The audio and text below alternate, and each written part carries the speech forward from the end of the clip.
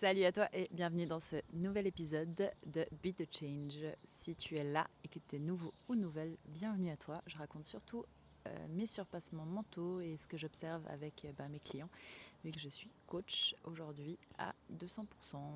Donc, de quoi ça parle aujourd'hui?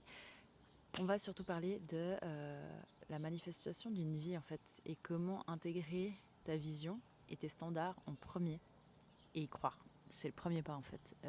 Il y a beaucoup de gens qui vous disent qu'il faut parler à haute voix pour votre manifestation, etc. Puis en fait, c'est pas vraiment ça. Le but de manifester quelque chose dans la vie, dans l'univers, c'est que toi, ça résonne avec ton cœur, ça résonne de l'intérieur et que tu saches vraiment ce que tu veux toi. Ça veut dire quoi? Ça veut dire, moi par exemple, quand j'étais jeune, j'ai pas été dans une famille où il y avait un couple stable, un couple où je pouvais apprendre l'amour, qu'est-ce que c'était, etc. Voire c'était tout l'inverse. Et du coup, un de mes plus grands rêves, qui s'est réalisé aujourd'hui, c'était de trouver justement un amour sain. Et un amour où je me sentais vraiment bien et où je pouvais évoluer. Et ça, ça a commencé par moi-même. Ça veut dire que j'ai dû commencer à travailler sur qui j'allais devoir devenir pour obtenir ça dans ma vie. Et ça, c'est la même chose avec l'argent, c'est la même chose avec ce que tu veux, où tu veux vivre, dans quel type d'appartement, quel type de maison, etc. C'est commencer par se demander, ok, à quoi, si j'avais aucune limitation, ressemblerait ma vie? Et qu'est-ce qui est important pour moi? Moi, je sais que la liberté est très importante pour moi. Ça veut dire avoir le temps de se lever le matin, de prendre un petit café, avoir le temps de venir au bord du lac alors qu'on est un mardi, avoir le temps de faire vraiment les projets que moi, ça me tient à cœur. Peu importe ce que les autres en pensent, en fait, toute ma chaîne, toutes mes formations, toutes les informations que je donne, il n'y a que moi qui les donne. Dans le sens que c'est ma vie, c'est ce qui m'importe à moi. C'est en fait, j'aurais voulu, en faisant ce geste-là, en donnant des insides, etc., en fait, la seule personne que je voudrais aider, c'était la Sarah d'il y a 5 ans. La Sarah qui apprenait tout juste à commencer le monde du travail après son master. La Sarah qui, pour le coup, pensait que pour faire de l'argent, il fallait travailler pour quelqu'un et avoir un bon job. La Sarah qui, pour le coup, voulait avoir des impacts et comprenait pas comment elle allait y arriver par elle-même, parce qu'elle pensait qu'elle devait passer par les ONG, qu'elle devait passer par le gouvernement, etc., pour pouvoir aider.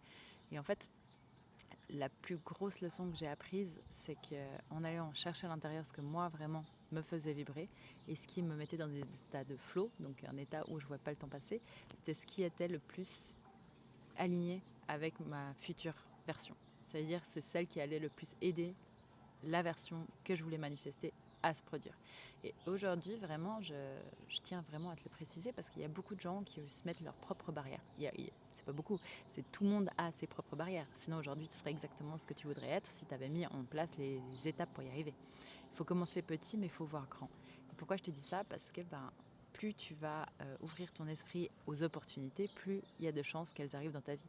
Mais une opportunité, c'est quoi? Une opportunité, c'est le croisement entre la préparation et du timing. Et une chance, entre guillemets. Mais en fait, les opportunités, on en a tous, et il y en a tout le temps. Sauf qu'il y a beaucoup de gens qui ne sont pas prêts à les voir, qui ne sont pas prêts à les chercher, qui ne sont pas prêts en fait à les demander à la vie et tout faire en sorte pour y arriver. Et ça, c'est la même chose. Par exemple, moi, une des choses que je voulais vraiment savoir, c'était jusqu'où je pouvais aller dans mon sport, qui est de la boxe thaïlandaise. Donc, je suis quand même quelqu'un qui fait des choses qui ne sont pas communes. Et pour le coup, j'ai jamais entendu un podcast où ça me parlait en fait qu'une femme me dise franchement il faut oser, franchement il faut se donner les moyens, franchement si tu t'entraînes tous les jours, si tu manges correctement, si tu fais attention à ton entourage, si tu dors correctement et si tu fais, tu vas y arriver. N'aie pas peur, dans le sens que la peur fait partie du jeu. Tout le monde a peur. Personne qui monte sur le ring n'a pas peur, à part les psychopathes. Donc si tu es là, c'est que tu as raison d'être. Et en fait, le fait d'être monté sur un ring en Thaïlande, qui pour moi était le plus gros des challenges que j'ai eu sportivement parlant et mentalement parlant, parce que la boxe thaïlandaise, pour ceux qui ne connaissent pas, c'est un sport de combat. Je ne sais pas si on peut appeler ça un sport. C'est vraiment du combat, dans le sens que tu n'as pas de protection à part un protège-dents et il n'y a personne qui va arrêter le combat avant que quelqu'un soit KO. Voilà. Et on a le droit au coude, au visage, on a le droit aux genoux, au visage. C'est fourbe quand même. Et je comprends que j'avais peur. Mais tout ça pour te dire que ça faisait 7 ans que je m'entraînais 6 jours par semaine parce que je me suis entraînée avec la meilleure équipe du monde et j'ai commencé là-dedans. Donc j'ai baigné dans une équipe de dingos qui aujourd'hui, il y a Alicia Rodriguez qui est 5 fois championne du monde, elle a 24 ans. Il y a Mathéos, il y a même des combattants du UFC qui sont là-bas. Donc tout ça pour te dire, ton entourage fait énormément sur ton mental parce que tu vas vouloir faire partie du groupe, donc tu vas vouloir t'entraîner comme eux. Et moi, c'est ce qui m'a servi le plus dans ma vie. Ça veut dire que même si je suis pas une combattante hors pair ou autre, en fait, cette discipline, cette volonté, en fait, cette grit qu'on a au fond, en se disant, en fait, même si j'ai pas envie d'aller courir, j'y vais quand même. Même si j'ai pas envie d'aller m'entraîner, j'y vais quand même. Même si j'ai pas envie d'aller sur un ring, j'y vais quand même. En fait, c'est de prendre les opportunités et d'aller chercher toujours plus loin pour apprendre, en fait, simplement qui tu peux devenir. Juste voir, juste par curiosité, en fait, te dire, tiens, je sais faire plus que ce que je pensais. Moi, monter sur un ring en Thaïlande, c'était un truc hors pair. Je pensais que j'allais mourir là-bas. Ce qui me faisait le plus peur, c'était d'avoir une cicatrice avec un coude. Ça arrive au 2e round, elle m'a ouverte là. Donc en gros, je sentais le vent entre mes dents et ma bouche. Et puis toi, t'es pas consciente de ce qui se passe. T'as pas un miroir sur toi ou une caméra sur Instagram en live de savoir ce qui se passe. En fait, tu sais que t'es ouverte, mais tu sais pas exactement ce qui se passe. Et mon coach m'a dit, c'est bon, tranquille, vas-y. Pars sur le cas où tu vois, si elle te rouvre, ça peut être dangereux dans le sens que ça peut t'ouvrir toute la lèvre et là, va te faire des points de suture là, quoi. Donc, c'est pour te dire, en fait, au fond de toi, tu es capable de bien, bien plus que ce que tu penses. On est tous capables de bien plus que ce qu'on pense. Et là, je suis pas en train de te dire, va monter sur un ring en Thaïlande. Ok, ça faisait 7 ans que je m'entraînais 6 jours par semaine et je me sentais juste pas légitime. Et j'avais juste besoin de savoir, ok, est-ce que vraiment c'est faisable ou est-ce que c'est moi qui me mets des propres barrières ? C'est faisable si tu t'en donnes les moyens. Ça veut dire que je me suis entraînée à fond, je suis partie en Thaïlande, j'ai vécu là-bas. Il y a tout qui tournait autour du sport, rien d'autre. Mon business et mon sport, c'est une partie de moi en fait. Et ce que je veux te dire par cet épisode, c'est que tu peux avoir ce que tu veux vraiment. Mais c'est à toi de t'en donner les moyens. C'est à toi en fait d'y croire déjà en premier. C'est à toi de vibrer les vibrations qu'il faut. C'est à toi de commencer à aller chercher des mandats qui te demandent plus, qui te challengent plus, d'aller chercher des clients qui pour le coup, il y a personne qui va les chercher parce qu'ils sont trop hauts. Voilà, et de leur apporter de la valeur et d'avoir en fait une expertise qui est demandée. Et ça, quand tu te développes en tant que personne, quand tu vas chercher tes propres limitations et que tu arrives à les surmonner, après, en fait, tu auras plus en plus confiance en toi. Et la confiance en soi, c'est quelque chose qu'on ne pourra jamais t'enlever. Si tu l'as fait, si c'est ton histoire, si tu as quelque chose à apporter au monde et que toi, consciemment, tu sais ce que ça t'a coûté pour en arriver là aujourd'hui. Tu sais que ça n'a pas été donné. Bravo, félicitations, tu fais partie des 1%. Dans le sens qu'il y a plein de personnes qui ont déjà des choses qui sont innées, qui sont données par la famille, etc. Moi, je ne fais pas partie de ces personnes-là. La seule chose qu'on m'a fait hériter, et puis c'est pas les moindres, c'est la foi. C'est la foi. Et ça, c'est un truc de la classe en bas. Je pense qu'avoir la foi, c'est tout ce qui nous restait. Et puis au final, c'est tout.